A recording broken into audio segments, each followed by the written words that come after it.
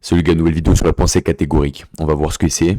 J'en ai jamais entendu parler, j'en vois pas trop parler sur YouTube. J'ai vu ça aux États-Unis sur des cours d'Harvard et je vais vous l'expliquer très simplement. Parce que ton cerveau n'invente rien. D'accord, il est pas capable d'inventer quelque chose. Il fait un joli mélange entre plusieurs pensées que tu as eues à différents moments. Ok, c'est comme ça que se créent de bonnes idées. Donc comprendre comment la pensée se forme, comment les nouvelles idées se forment, ça va te permettre de penser mieux. Tout simplement. Et à l'ère de l'idée, ou avoir une bonne idée peut te donner un avantage comparatif sur un marché quelconque, comprendre comment ton cerveau marche te permet, un, d'apprendre plus rapidement, et deux, d'être plus performant. Ok, et c'est ça qu'on veut. Plus rapidement, plus performant. C'est la clé du succès, il n'y a rien de plus compliqué que ça. Donc on va commencer directement. Ça, c'est ton cerveau. Ça se voit pas, le schéma est dégueulasse, mais c'est ton cerveau, frérot. Qu'est-ce que ça veut dire? Ça veut dire que, imaginons que tout ça, c'est l'ensemble des connaissances que tu as eues. C'est un énorme bazar. La différence entre ton cerveau aujourd'hui et une intelligence artificielle, c'est la capacité à créer des liens efficacement entre différentes idées. Ok? La complexité avec une IA, ce n'est pas de stocker de l'information.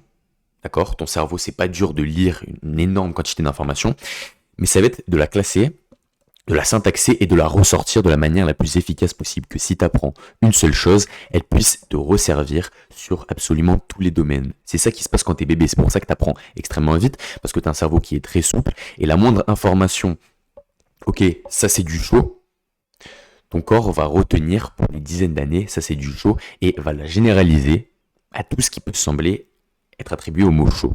Chaleur, ok, sur ton système nerveux. Ça, faut le capter.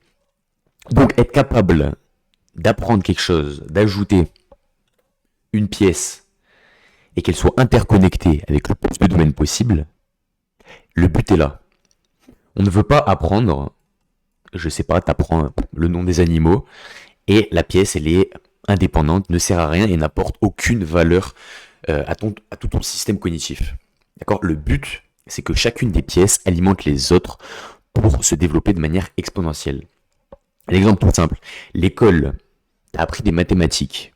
Les professeurs, ils sont complètement cons, ils n'ont pas été capables de te dire à quoi ça sert. Mais les mathématiques, ça t'apporte une logique, la pensée logique. C'est la base de la base dans ton cerveau. Être capable de sortir quelque chose de structuré de ta tête. Ok? C'est comme ça que tu fais pour ne pas être débile. On t'a appris l'histoire. On t'a pas dit pourquoi non plus, c'était juste pour te conformer, mais on t'a appris l'histoire. L'histoire, ça doit te servir.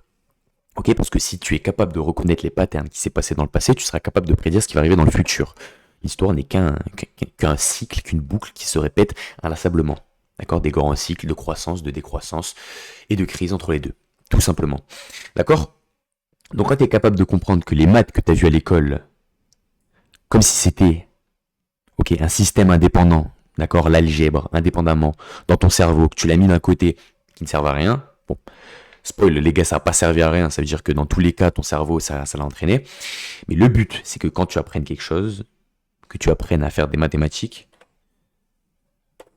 je m'explique, que tu apprennes à faire des mathématiques, hop, ça englobe l'entièreté de ce que tu vas apprendre. Que faire des mathématiques, améliorer ta pensée logique, être capable de comprendre input, process, output, feedback, le concept d'une fonction, hein, on met quelque chose en entrée, x égale f de x, sortie, quelque chose en sortie. Ok? Être capable de comprendre ça, ça doit t'améliorer ta capacité de raisonnement tout court, ta compréhension de l'histoire, ça doit t'améliorer en philosophie, ça doit t'améliorer dans ton business, ok? Ça doit t'améliorer sur tous les points. Simplement. Et le but, c'est que chaque pièce que tu ajoutes améliore sur tous tes points. D'accord? Un exemple très simple maintenant donc de la pensée catégorique. La pensée catégorique, c'est que l'on voit tout en catégorie.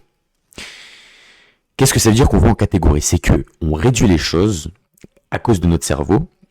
Des catégories. Les mathématiques, c'est l'école, c'est les mathématiques, ça ne sert que là-bas. La logique, c'est les mathématiques. Ok.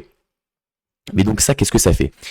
Imaginons là le spectre lumineux des couleurs.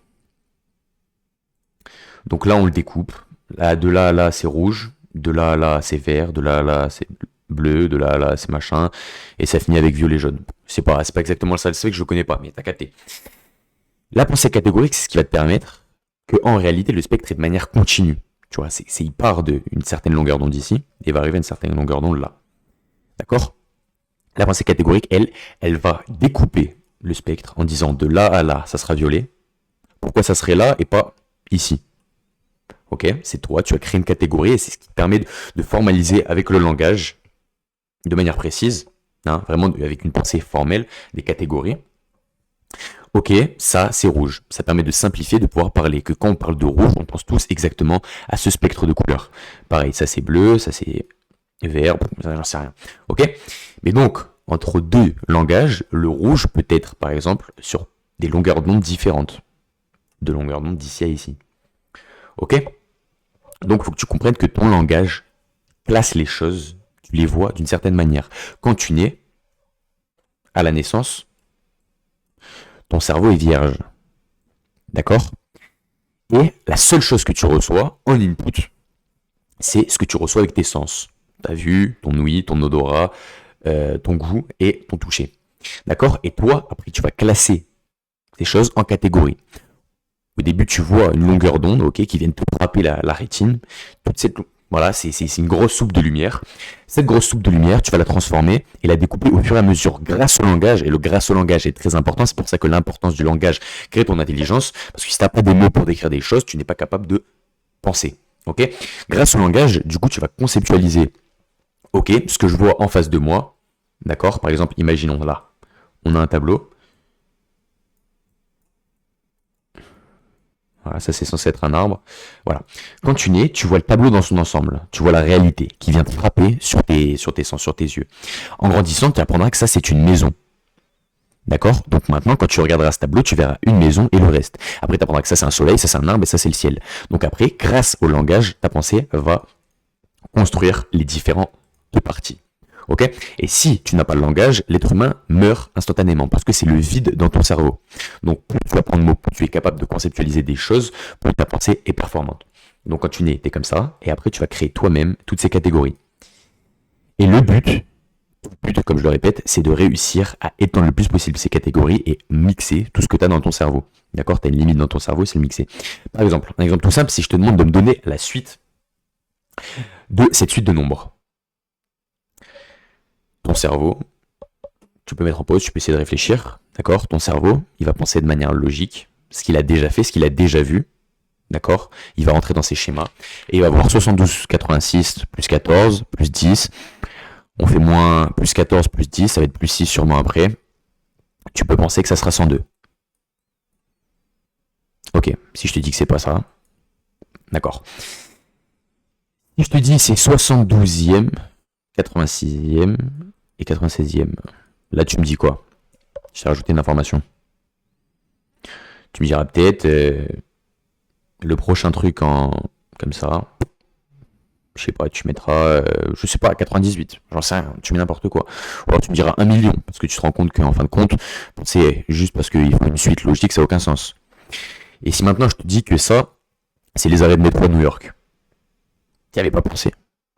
Voilà, parce que ton cerveau est fait pour penser de manière logique. Si tu prends le métro tous les jours, tu l'aurais vu au premier coup, ok, que ça, c'est les arrêts qu'il y a sur la première avenue à New York. Première avenue, je crois. D'accord? Parce que ton cerveau aurait été adapté à voir ces choses.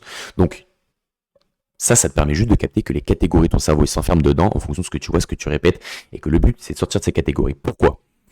Parce que si tu continues comme l'école à penser en catégories indépendamment et isolées. Donc, imagine là, tu apprends des maths, tu auras une croissance comme ça en maths. Imagine, tu apprends du français, croissance comme ça en français, tu apprends de l'histoire et du marketing, croissance comme ça, histoire et marketing. Ok, ça c'est ce qui se passait à l'école, une croissance plus ou moins linéaire. Sauf que la connaissance et l'intelligence n'est pas linéaire, elle est exponentielle. C'est que tu vas apprendre les mathématiques qui vont te servir en histoire, qui vont améliorer ta compréhension également des mathématiques, et quand tu vas rajouter enfin le marketing et le reste, ça va également croître encore plus vite. Donc tout va s'additionner pour progresser le plus vite possible. D'accord? C'est aussi simple que ça. Voilà. Bon, c'était un petit truc sur la pensée, comment fonctionne le cerveau. Très important de le comprendre si tu veux pouvoir progresser rapidement, évoluer. Voilà. Et on se retrouve demain pour une nouvelle vidéo. Ça fait plaisir. Like, commente. N'hésite pas à mettre un commentaire sur peu importe quelque chose que tu n'as pas compris. Je peux en répondre en vidéo immédiatement. Tout simplement. Allez, ça fait plaisir. Bisous les team.